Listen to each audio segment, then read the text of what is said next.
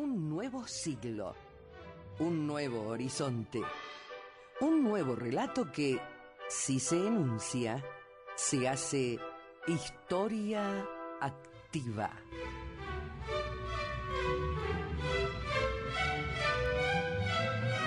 Muy buenas tardes, iniciamos otra edición de Historia Activa y como todos los días hábiles le decimos, clave la sintonía en el 960 en nuestra amplitud modulada. Historia Activa, un programa hecho por historiadores para usted.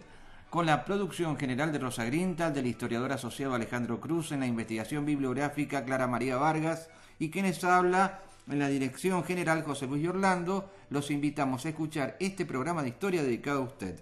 Bueno, hoy día vamos a continuar con la secuencia de los gobernadores de Mendoza en la época no constitucional, en la época de la cruenta guerra civil entre los años 1820 y 1852. Gobernadores que por ahí, lo hemos dicho con Alejandro en los anteriores días, están un mes gobernando, otros 6 días. Y bueno, la gente también, hay que pensar en el colectivo de las personas mendocinas de aquel entonces que estaba acostumbrada a esta dinámica institucional. Hoy día era un gobernador, mañana era otro, dentro de una semana otro, cuya representatividad dejaba mucho que desear en ambos bandos, o sea, el bando unitario o el bando federal. El que nos toca ahora es un señor, también nacido todos en la época del Virreinato del Río de la Plata, Juan Rege Corbalán. Este hombre fue una de las gobernaciones más amplias, porque estuvo casi 3 años, de 1826 a 1829. Y estuvo, de alguna manera, después sucedido por el general Rudecindo Alvarado. Acá vemos gente que está gobernando la provincia, sean mendocinos o no. En el caso del primero, es mendocino de pura cepa. El segundo no, es peruano, justamente. Y eran aquellos divisiones del ejército, o regimientos del ejército de los Andes, o el ejército unido, con chilenos, o el ejército americano en conjunto de todas las naciones americanas que pelearon en Perú hasta 1824, donde cuando van retornando a la patria, es decir, a las provincias unidas del Río de la Plata, en ese momento la Confederación Argentina, la Liga Unitaria del Interior, como ustedes lo quieran ver, van tomando cierta preponderancia. Juan Agustín Maza había fundado el Partido Federal en Mendoza. Recordemos, el otrora representante de Mendoza al Congreso de Tucumán. Y bueno, Juan Rege Corbalán es de extracción federal, pero es un hombre bastante particular y trata en lo posible de estabilizar a Mendoza. La estabilización mendocina venía ¿por qué? Porque había que sanear las finanzas que ya estaban deterioradas de la época de Pedro Molina. Nosotros tenemos que recordar cómo era el sistema de recaudación financiera de la, llamámosle, flamante provincia de Mendoza. Y no había una moneda común. Eso es fundamental. ¿Qué es lo que había? 300 monedas circulaban por la provincia de Mendoza. Ustedes imagínense, 300 tipos de moneda que convergen acá, entre las cuales estaban mucho más bien conceptuada monetariamente el patacón boliviano. Recordemos que por el año que estamos diciendo, lo que fue nuestro Alto Perú se ha secesionado, significa separado de las Provincias Unidas, y se ha formado la República de Bolivia, y en donde tienen todavía la ex caja de conversión del virreinato y la caja de acuñación, la casa de la moneda, que estaba en Potosí, y esto hacía que su moneda estuviese respaldada por plata o por oro. ¿no es cierto? De ahí el peso del patacón boliviano. Entonces lo que se dedica este hombre es a establecer un poco, digamos, esta situación financiera mendocina. De todos modos, en los bolsillos mendocinos circulaban 300 tipos de monedas. Esto parece una locura, pero es la realidad, es la verdad histórica a la cual nosotros nos tenemos que atener.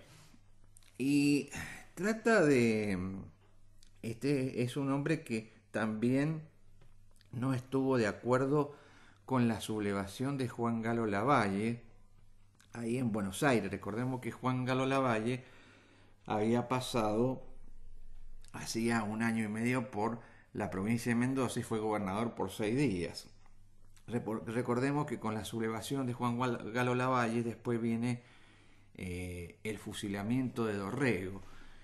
Todos estos oficiales, esta gente,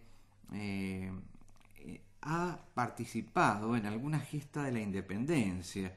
Ahora, en el caso de Regis Corbalán, era un hombre de mucha fortuna también, pero su mayor actuación fue estar como colaborador de San Martín, pero no hizo la campaña libertadora a Chile. Y bueno, logró cierta estabilidad en Mendoza que fue aprovechada por los mendocinos, por esa Mendoza, llamémosle polvorienta, esa Mendoza visitada por muchos, llamémosle viajeros, turistas, hombres importantes que describían las costumbres de la época, donde ingleses, franceses, alemanes se quedaban maravillados. Y también se quedaban maravillados con algo que es la cultura provincial, la siesta. Mendoza moría a partir de las 14 horas y renacía a las 18 horas. No era el boom que se encontraba, el movimiento de gente que había en Londres, que había en París, o que había en Berlín, o que había en cualquier ciudad europea, sino que nosotros nos tomamos nuestro respiro hasta el día de hoy, ¿sí? Y hacemos lo que podemos, la siesta. Y lo que no podemos, nosotros seguimos trabajando. Pero en definitiva la siesta es como que nos tira. En esa Mendoza es donde se sitúa este hombre que dejó el poder, ¿en dónde? Y dejó el poder en Rudecindo Alvarado. ¿Quién era Rudecindo Alvarado? Rudecindo Alvarado es un hombre, un oficial brillante también del ejército de los Andes, del ejército unido, del ejército americano y que es peruano, ¿sí? A diferencia de su predecesor, que falleció en la tragedia del Chacay también, junto con Juan Agustín Maza, en 1830, Rudecindo Alvarado se dio el lujo de vivir hasta los 80. Mucha edad para aquella época y para esta también, ¿no? Es muy bueno llegar a los 80. El tema fundamental es el siguiente, que este general ya generalísimo, era mariscal en el ejército en Perú, estuvo siempre al lado de San Martín, desde Mendoza, peleó en Chile y sobre todo la parte del ejército de los Andes que tuvieron que atacar al sur chileno, es la campaña a los puertos, justamente. Muy poco conocida la historia, porque parece que el ejército de los Andes solamente peleó Chacabuco, Cancha Rayada y Maipú. No, una fracción del ejército se dirige al sur, donde está la zona portuaria. Y hay varias batallas, entre las cuales se cuenta Cerro Gavilán, Talcahuano, donde fue bastante duro pelear contra el ejército peninsular que venía en barcos, y valga la redundancia, desembarcaba. Bueno, ahí estaba Alvarado, que ayudó en ese entonces al general Gregorio de las Heras para que se terminara bien la campaña del sur de Chile y con esto se quitara la línea de abastecimiento a este país y la independencia fuese consolidada, porque si no la independencia chilena iba pendía de un hilo, ¿no? Y también el próximo paso, ya como ejército unido, es ir a Perú, eso lo sabemos. Ahora, lo que no sabemos, es decir, lo que tratamos de dilucidar es la actuación de Alvarado. Y ahí Alvarado fue uno de los primeros que entra en Lima, por ejemplo, después que San Martín ha tomado la fortaleza del Callao. Y es uno de los famosos, se conoce también en la historia como el Salto de Alvarado. Quedó, digamos, inmerso en una derrota, ¿sí? En la batalla de los puertos intermedios, que es otra etapa del ejército que no se conoce tan bien. ¿Por qué les digo esto? Cuando San Martín consolida la independencia y proclama la independencia de Perú, en julio de 1821, la lucha continúa contra el español peninsular 3 años más todavía. Y 3 años en una guerra es muchísimo. Entonces, antes de retirarse, le confiere al general Alvarado la función o la misión de tratar, ¿no es cierto?, de hacer la campaña famosa de los puertos intermedios, desde el Callao, ¿sí?, hacia el sur, que era hasta el norte actual de Chile. Entonces no les va bien ahí al ejército unido, y ya lo dijimos el otro día cuando tratamos la biografía de Juan Galo Lavalle, donde él de alguna manera tenía que cubrir toda la acción terrestre de desembarco, que no terminó en tragedia gracias a Lavalle, pero Alvarado estaba al comando de todas estas fuerzas, muy numerosas también, y muy costosas también para derrotar al ejército español que se iba por la sierra. La zona de la sierra es la zona de la cordillera de los Andes. Y bueno, en un precipicio, Alvarado queda así entre la espada y enemiga y el precipicio. Entonces Alvarado salta con su caballo y logra salvar su vida. Un hombre muy valiente, indudablemente. Esto se lo conoció en la historia como el Salto de Alvarado, muy pocas veces tratado. Nosotros tuvimos digamos, ¿por qué nos enteramos? Esto de hace muchas décadas. Yo iba a la escuela secundaria, iba al primer año de la escuela secundaria, cuando un profesor nos dio como una tarea especial el Salto de Alvarado, a ver quién investigaba al respecto, ¿no? De todas las investigaciones que hicimos, muy pocos logramos dar con la verdad. Y este es el Alvarado, justamente, que queda a cargo de la provincia de Mendoza. Este es el Alvarado que también le da una cierta tranquilidad a la provincia.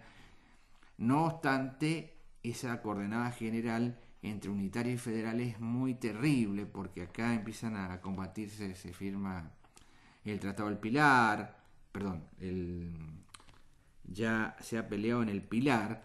En el Pilar es cerca del barrio, es en el barrio Batalla del Pilar, hoy cerca del cementerio de Godoy Cruz, donde hay una cruenta batalla ahí, que ya lo hemos dicho en otras ocasiones, pero también las pelean. Esta es una época de firmar también los pactos preexistentes, como el Tratado de San Miguel o de las Lagunas de Guanacache, ¿no? Que ya después vamos a extendernos sobre ese tema particular, porque en Mendoza se firmó un pacto preexistente que dio origen después, que lo nombra, es decir, el preámbulo, cuando dice incumplimiento de pactos preexistentes, nos estamos refiriendo también a este tratado que se firmó en Mendoza, no solamente a los tratados que se hayan firmado en el litoral, en Buenos Aires, que son los más conocidos, como el Tratado del Pilar, el Tratado del Cuadrilátero, bueno, y otros, ¿no? Que no vale acá no es el objetivo hoy día del programa, pero para que vean que esto, y ustedes puedan internalizar esto, que es justamente una época de gran turbulencia, son la gente, es la gente de San Martín, es la gente de Belgrano que viene. Hemos llegado al tiempo final de Historia Activa, gracias a María del Carmen Jurisic en la operación técnica. Bueno, sigue el boletín informativo a cargo de Daniel Badano y sigue en el patio trasero Fito Suden. Hasta el lunes. Historia Activa.